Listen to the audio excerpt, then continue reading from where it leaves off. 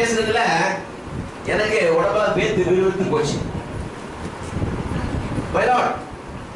நம்மளுடைய public prosecutor என்னதான் உண்மை உண்மை உண்மைன்னு உணர்ச்சிகரமா பேசினாலும் உண்மை மட்டுமல்ல, இந்த கோர்ட்டுக்கு தேவை என்ன? உண்மை மட்டுமல்ல, நேரில் கண்ட சாட்சிகள்.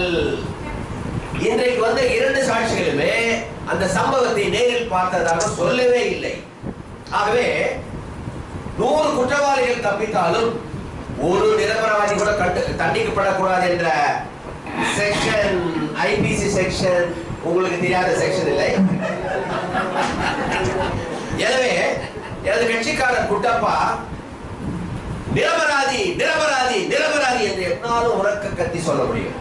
ஆகவே அந்த ஐபிசி செக்ஷன் படி எனது கட்சிக்காரர் குட்டப்பாவை நிரபராதி என்று தீர்ப்பு வழங்குமாறு மிகவும் தாழ்வுடன் கேட்டுக்கொள்கிறார் கஷ்டம்.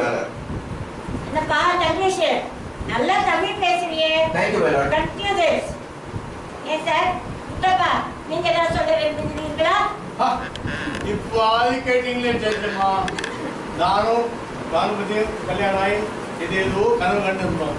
அதுக்குள்ள இந்த Y2KBன்னு ஒரு கேஸை போட்டு இங்கே கொண்டாந்து நிற்க வச்சிட்டீங்க.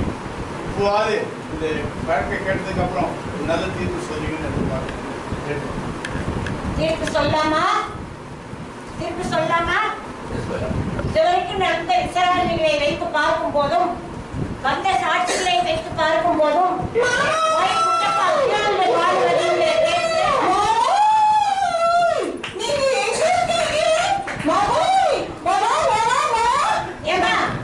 நீ யாருடா?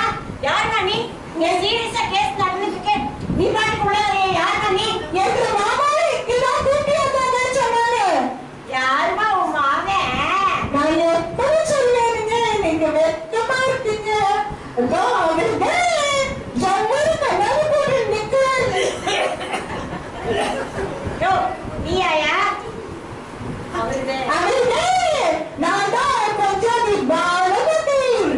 என்னடா இது?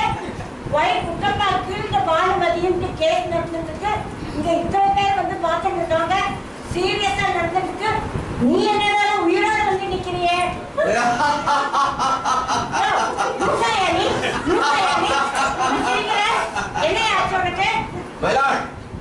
நீங்க இந்த மெடிக்கல் ரிப்போர்ட் தான் சரியா படிக்கலன்னு நினைச்சேன். கேஸ் கட்டியும் சரியா படிக்கலையா? அது என்னன்னா ஒய் குட்டப்பா இல்ல ஒய் குட்டப்பா